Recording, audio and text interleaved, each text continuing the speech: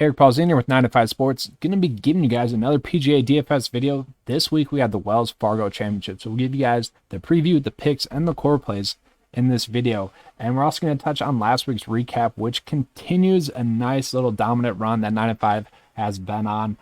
So it's going to be a fun-packed video here. I just want to start off with saying, if you guys enjoy these videos, we need to pump up those likes. So if you guys want to, hit that like in the video here. It helps out a lot, and I just appreciate it a lot. So let's get into that right now.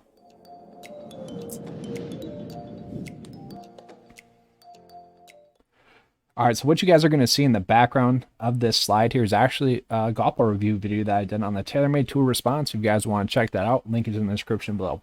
But just want to talk about the recap of last week. So last week was another, stellar week there for 9 to 5. The fades were all very solid. Patrick Reed ended up missing the cut. JT did end up finishing T13, but what was the reason why we were fading Justin Thomas last week? It wasn't that we didn't like him as a play. It's that we thought he wouldn't be able to exceed his price point, and more or less the fact that we like some other players in his same price point range a little bit better. You look at Victor Hovland. He was a player that I said directly to go out and play instead of JT. Obviously, he ended up doing better, finishing third. And then like Joaquin Niemann and Abraham Mansur were both plays that I wanted you guys to end up on as well. So that was very nice to see those plays come through. And then we just look at the player pool as a whole. The player pool as a whole had 77% of it make the cut, which was great to see, especially when I think it was like 10% of lineups had 5 out of 6 across the cut line. So if you just start to the 9 to 5 player pool, you had a good week, especially cash wise as well. Only one of those players ended up missing the cut, which was Chris Kirk. The disappointment there with Chris Kirk. GPP wise, everyone did what we wanted them to do, but core plays, you can see, those players end up doing well. 21st, 5th, 63rd. Ryan Palmer is really my biggest disappointment personally. And then Jason Kokrak 13th. Joaquin Niemann, Son JM did what we expected. A lot of people got burned by Chris Kirk, but that didn't end up hurting too much, just because the fact that he's highly chalky. Hoffman did well, and Grillo he pulled a Keegan on us. Pretty much went from first to worst, or first to miss cut. He was like third, I think, and then missed the cut. So that was a little bit unfortunate there, but top value play, Vincent Whaley ended up making the cut, which I love to see. And I do want to talk about something as well real quick before we move on into the tournament cheat sheet here. It's the fact that 9 to 5 has hit the winner of the tournament 100% of the time after round 1. So if you guys are someone that likes to do those outright betting picks, definitely check out that video that we do, that round 1 recap, because we've hit it 100% of the time. And that's 8 straight weeks now. It's not going to continue to happen, but I said that for like the last 3 weeks. So it's kind of something cool. Nice tool there at 9 to 5 Sports. That's going to be here. Go to leaderboard, and then you're there. But let's get this preview here for this tournament. So we can see we got the key stats pulled up here. We can see it does play a little bit more difficult as a whole. Now, I do want to mention something to you guys. We have to actually sort it not by the Wells Fargo Championship. We actually are going to want to sort it by Quall Hallow, because in 2017, this tournament actually took place at a different course. That's because the PGA Championship was played at Quall Hallow instead. So they actually didn't end up playing the tournament here, which is something interesting to note. But overall, it does play a little bit more difficult. We can kind of see the key stats that we want to be on here, guys. We'll sort it there and see which key stats we want to be on. But we'll pull up the tournament preview slide here while we talk about it. So just kind of showing it. It is kind of a longer course, and that's also why it does play a little bit more difficult. We can tell a lot by the players that have went out and won. Those are typically players that do play better on tougher tracks. So it's really no shocking surprise that those guys have went out and played well. If we want to look at, players that finish in the top 20, we can see, pretty well what the key stats were. I'll pull that up here for you guys. So whenever it does play a little bit more difficult, I do like to look at bogey avoidance, but we also do want to look at birdie to bogey ratio. Once again, I'm going to be combining those two stats for this week. We can see driving accuracy or good drive percentage over driving distance. Once again, this week, this is pretty much an exact carbon copy of last week's tournament. If we want to look at what the last 4 winners have done, we can do that as well. just out of curiosity, see if there's anything popping up significantly. This is for you GPP players, if you guys are interested in that. So we can see they, obviously excelled in par 5 scoring. Strokes gained approach didn't really matter for the winners. A little bit shocking to me. We can see strokes gained putting, that makes sense. Driving distance did matter a little bit more for the winner, maybe a couple extra shots there, but overall we can kind of get a pretty picture here of what to expect for this tournament. We're able to dial in the key stats for this week, and like I said, the key stats for this week are pretty much exactly the same as last week. We're going to be looking at those effective stats once again. It's been very successful for 9 to 5 since we started to introduce that. It's really helped to promote the predictability really week in and week out. So that's been nice to see. So effective ball striking, effective total driving, effective birdie to bogey ratio, and effective accuracy, or effective strokes gain accuracy. We can see a lot of the similar names here for top 5 stat fits. Really no shock to anyone that's been playing PGA DFS, although I'm a little bit shocked at Patrick Cantlay, who's been playing poor as of recent, that he was popping up that much, but he was so strong early on in the season that it's carrying on a little bit, and he's someone that we can actually pull up on the specialist page to maybe see what's going on there. And then we'll pull up recent form for you guys. So this is not going to be really shocking to anyone as well. Recent form, Jon Rahm, no shock there. Jon Rahm has been a stud on tour, really just dominant. It's 6 out of his last 8 tournaments have been top 10 finishes, which is absolutely spectacular. Brian Harman has gone really hot as of recently, rattling off 4 straight finishes of T13 or better. Will Zalatoris has really continued his great season, continues to impress. There's no real reason to think that he will, start to fade off, although we did choose to fade him at the RBC Heritage in his last tournament where he finished 42nd, although that's not bad. Keegan Bradley and Cameron Tringale kind of rounding out that top 5, both been playing some great golf, but right behind them is Cameron Tringale, Corey Connors, Joaquin Niemann, and Abraham Ancer. And then just looking at course history here for you guys. Now, I do like to look at the last 4 years. Once again, that's when the data is the most significant. We can kind of, paint a pretty picture by doing that. But like Max Homa, the defending champ, he only has 1 start here in the last 4 years. But Joel Damon, 2 top 20 finishes. Aaron Wise, same thing. Rickie Fowler casually popping up for tournament/event history. Nice to see a 4th, a 21st, and a 5th place finish for Rickie. Now, these stats are not from 2020. I should have mentioned that this tournament wasn't played in 2020, so these are all kind of outdated stats, but good to see him popping up. Patrick Reed, it's going to be interesting to see if we end up on him as a play this week as well. And then Jason Day. So very interesting as a whole of kind of what to expect for this week. I'll be kind of up to you guys what you're thinking there. But we'll pull up the cheat sheet here for you guys and give you guys the top high exposure plays. So really my issue with this, I should mention, kind of redid this a little bit, made it a little bit more clean for you guys to be able to use. And I added FanDuel in there as well. So if you guys are people that do FanDuel, you can sort this real quick so we can see just right out the back. We can see who's going to be a better FanDuel pick than they are a DraftKings pick. So on FanDuel, we can see Vincent Whaley going to be, a decent play there. And then we can see, possibly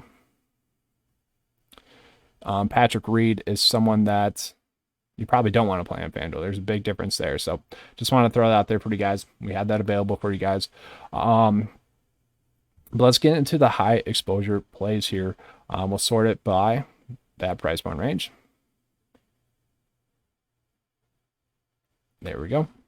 And my problems with this week are kind of the same problems I had last week. Now, Bryson DeChambeau, Justin Thomas, I really love as picks. Xander, I like a lot as a pick. I really just can't not play Jon Rahm with the way that he has been playing recently, guys. He ranks 8th in the model. All of his stats are going to be top 13 or better, top 6 or better in actually every other stat except for effective birdie to bogey ratio. He only has played this tournament once, and that was at the PGA Championship in 2017, 58th place finish. That's really the worry with Jon Rahm, but we can look at his recent form. It has been spectacular, guys. So Jon Rahm, I do like a lot as a pick. I just don't know if we have to go up to him. We can pay 10.2 for Webb Simpson. I don't mind that. He's a guy that's had 3 straight top 33 or better finishes here. Top 8 in the model. Not horrible. Effective total driving, effective ball striking, top 7 in that. Strokes gained tee to green, top 25 in that. Top 25 in all the stats that we're looking at. He has been a guy that has been somewhat of a slow starter. That's really my worry with Webb Simpson. Other than that, he has been spectacular. 3 straight top 28 finishes. And if we take out that mud ball on 17 at the Players Championship in round 2, he makes the cut, and, you know, we really have no worries with him. The worry is that he has been kind of having some lackluster rounds mixed in there. So, you know, you can do with that what you want, but really where we're going to make our bread and butter, which is becoming a weird saying that I've been on a lot, is going to be in this lower price point range. We got Corey Connors and Joaquin Niemann. I see no reason why we wouldn't go back to the well with these two this week. Corey Connors finished 42nd here in 2018. He wasn't the player he is now in 2018, so it's nice to see that he made the cut. Now, he would have been a core play, but really it's hard to differentiate in this price point range, so I didn't want to give you guys a core play if I didn't feel pretty good about it. But we can see the stats are all great. Top 11 or better, and all the key stats that we're looking at.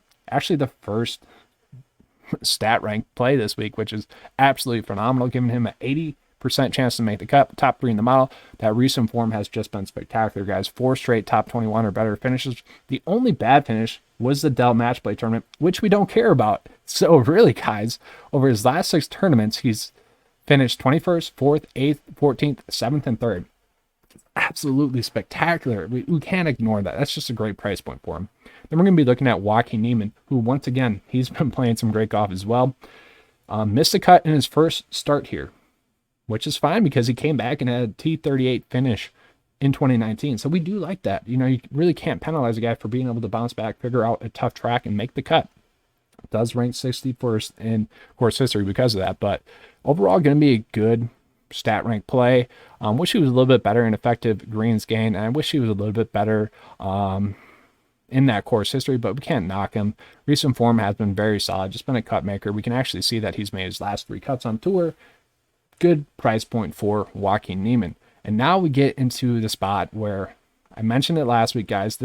We're at the part of the season where the stats are going to be highly predictable. It's easier to predict at this time of year. And with that, we statistically see that this price point range, the 8K price point range, that mid-tier price point range, is where you should be making quality amount of your builds.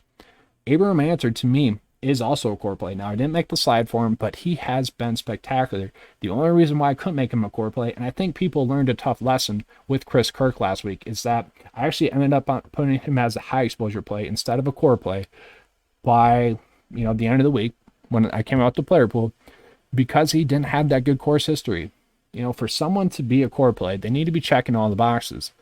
And so that's the worry with Abraham Answer. Now, this has been a year where people have been able to get away with ignoring them with bad course history. And I'm not to say that that's like the end all be all, but for you to be like all in on someone like you should be with a core play, you want them to be checking all the boxes. You want to have high confidence in them making the cut. I do have high confidence in Corey Connors to make the cut, but there's going to be some other players that rank out a little bit better because they have better course history. Thus, Abraham Answer is probably just going to be a high exposure play, but really no reason to fade him. Top 16 staff hit, top 25 in the model. I do like him a lot as a play. Then we're going to pull up Sungjae Im here. Sungjae Im is going to be the first quote unquote actual core play this week, guys. So he had a 31st place finish here in 2019. That's his course history for us. That's fine. Strokes gained tee to green could be better. 56 in that. That's fine. We'll take that. Effective greens gain, we want that to be a little bit better as well, but that's fine. Effective strokes gain accuracy, top 20 in that. Overall, he does rank out top 10 staff hit wise. Recent form rank 13th in that. He's went 29th, 13th, miscut at the Masters. I don't need to dwell on that more. That's just painful thinking about that chip on the par 5 into the water on a chip that wasn't even that bad, and then he ended up chipping it again into the water, which was probably a bad chip, but that really destroyed his whole Masters. And then the Dell, we don't really care about that. Once again, match play. So then he went 8th, 17th, 21st, 28th, 17th, 32nd, and 12th. So it seems like Sungjae Im is back. And at this price point, to get a safe play like Sungjae Im, I absolutely love that. That's going to be something that I really just can't not play this week. He has a 76% chance to make the cut, and he ranks out top 5 in the model. And then Brian Harman, the next core play. And to be honest with you guys, it's the only quote-unquote core play that I gave for you guys this week. So Brian Harman, we're going to pop him up here. You can see why I'm liking him. And he's actually another player where I could pull up on the specialist page, and I'll do that here in a second, because his key stats are not exactly showing what he's been able to do recently, and that's kind of why I came up with the specialist page. It's so that a player like Brian Harman, who's been playing more effectively recently, we want to see that. But course history-wise, 21st or 24th, 74th, 13th, and then a miscut in 2016. So the last 3 starts at this tournament have been good starts at this tournament, but we'll pull him up here on that specialist page for you guys to be able to get a peek at him. Can you guess the player that you can see the name. Vincent Whaley will be someone who will pop up here in a second as well. But I want to pull up Brian Harman so you guys can get a kind of a good picture of what Brian Harman's been able to do recently. So you can see recently he's been very solid stat fit wise. So he's been playing better recently. If we want to look at the past 10 starts, or 10 weeks, which is what I like to do. Typically, I only like to look at the past 10 weeks or so. We can get a better indication of what Brian Harman's been able to do. So over the past 10 weeks, he's had 6 starts, and his average strokes gained total is 25th. Strokes gained off the tee, 30th. Strokes gained approach could be better. That's where he gets knocked, but everything else has been better statistically over the full season. So it's nice to see Brian Harman has been playing a lot better. That's why I feel comfortable with him as a core play for me this week. Switching back into it, this is another interesting week where, I like Keegan Bradley, bad course history, but everywhere else, recent form ranked 4th, stat fit ranked 9th. I'm fine with it. He's kind of like Charlie Hoffman last week, where it's nice to see him have some good starts and some not so good starts. I'm fine with him as a pick if you end up on him. Not going to talk you out of it. And then we got Cameron Tringale here. Kind of the same thing, but Cameron Tringale has been an absolute stud here, guys. Look at his recent form: a 3rd, a 9th, 13th, miscut, 39th, 26th, 7th, 17th, 18th, and 56th place finish. He continues to be a solid play, and he continues to be a play that, you really just cannot end up on him. So there are some other players I like here in this price point range, but for the sake of this video going too long, let's move on. If you guys want those players or have some questions about those plays, just ask me in the comment section. I can help out. Or, join 9to5 Nation. $10 a month, best value in PGA DFS. Link is in the description below. Little plug there. Yeah, let's take a peek here. So scroll down a little bit. So Stuart Sink, I can't end up on him this week. So I actually don't mind Lucas Glover. He continues to play great golf. He continues to make the cut. He's made 2 out of 3 cuts here, course history wise. 2 of them being top 30 finishes. That's fine. 44 stat rank play, 32nd in the mile. He's kind of a play where if you end up on him, you don't mind him as a pick. That's kind of how I'm approaching it. I don't really think I'm going to be making a lot of my builds out this week. It's pretty much a carbon copy of last week, where 8K range is going to be the safe range. But the only problem with this week is that there isn't as much of quality of plays throughout the whole player pool that DraftKings has for us. But Taylor Gooch could be a quality play. 34th stat rank play. I'm fine with that. Course history ranked 7th. That's because he had a 13th place finish in 2018. Recent form rank has been fine, other than his miscut at the Wells Fargo Championship. Before that, he had made 5 straight cuts on tour, so I don't mind Taylor Gooch. Obviously, we don't love that he's coming off of a miscut, but that's kind of the nature of the beast this week. Look at someone like Matt Jones, who I almost did make a core play as well, but the reason why I couldn't make him a official 9to5 core play for you guys is the fact that, he is still somewhat coming off of that victory, the Honda Classic, and, he did finish well at the Masters there. I don't know, just something about it somewhat seems like a trap play to me this week. 7.4 for a guy that shouldn't be 7.4, for a guy that ranks out top 20 in the mile, for a guy that had a 38th place finish, for a guy that's coming off of a victory. This just seems like a trap play, and I am worried about that because of that. I don't know. He is going to be a fine play. For the sake of this video, I'm going to be ending up on him as well. And then Matthew Naismith, he's there. You guys know I'm going to be ending up on him. Don't have to dwell on that. But I do want to pull up someone like Charles Schwartzel, casually catching my eye. He has great course history here, guys. 9th, 48th, and a victory here in 2016. The only issue with him is that, he's not really popping stat fit wise. Recent form has been really good. So 21st, 26th, and 69th. He's another one where we could pull him up here on the specialist page to see if he pops up a little bit more. I don't think he's going to. I haven't looked at this yet. I'm just kind of curious. And I don't think he's going to have all the starts. Obviously, one of those starts is going to be the Masters, so we're not going to have all the data. So yeah, we can see he ranks out pretty much as someone who's going to be right around the cut line. I don't know. That's definitely iffy, but it's nice to see that someone that has been playing better recently is going to be right around the cut line. I guess if we're going to end up on him, it's better that the stats are telling us that he's going to be right inside the cut line rather than outside the cut line, like the stats are kind of saying here. 47th. It's a little iffy. That's a little bit on the you don't want to play them side. But that's really all I have for the low tier plays. Let's get into the value plays. And once again, guys, there's one value play that's really standing out, and then the rest are kind of just, you don't want to play them. I don't know what's going on with the salary. That's weird.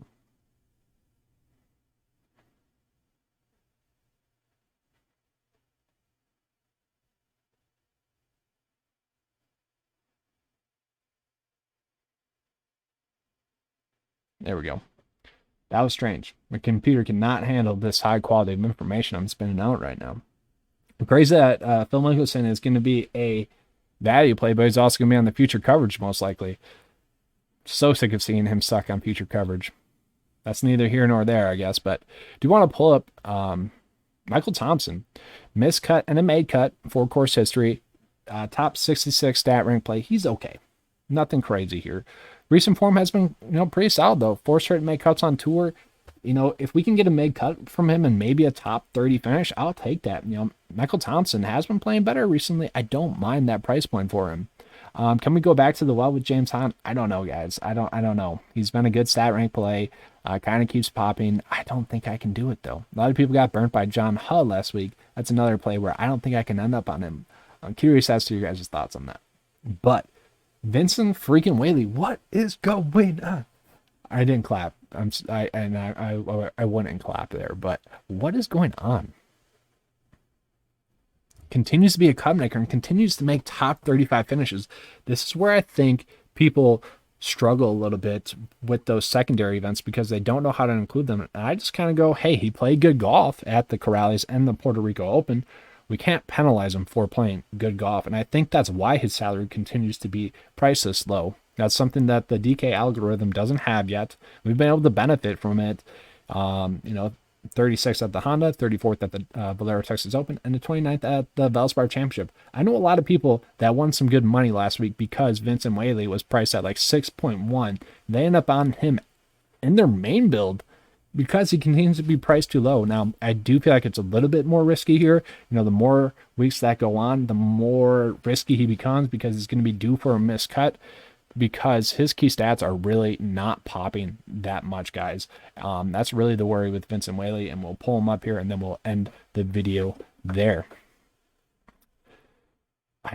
Wow, I can't believe that. So, the place has been getting better. 32nd average finish over the last 10 weeks. But you can see the stats are really bad, but for the most part, they've been improving. Strokes gained total, he's 12% better over the last 3 months. We like to see that. Strokes gained putting is really where he's made his bread and butter. I didn't mean to say that twice in a video, but I did. It's been getting more accurate as well. So we do like to see that, but we can see just based off of this, that's been really hit or miss. And that can either be a good thing or a bad thing. There hasn't been that much consistency in his game. So like where one thing starts to take off, another thing starts to lag on. He's like a typical golfer like us. You have one good day driving and your putting sucks. You have one good day putting and your driving sucks. So that's been Vincent Whaley so far this year.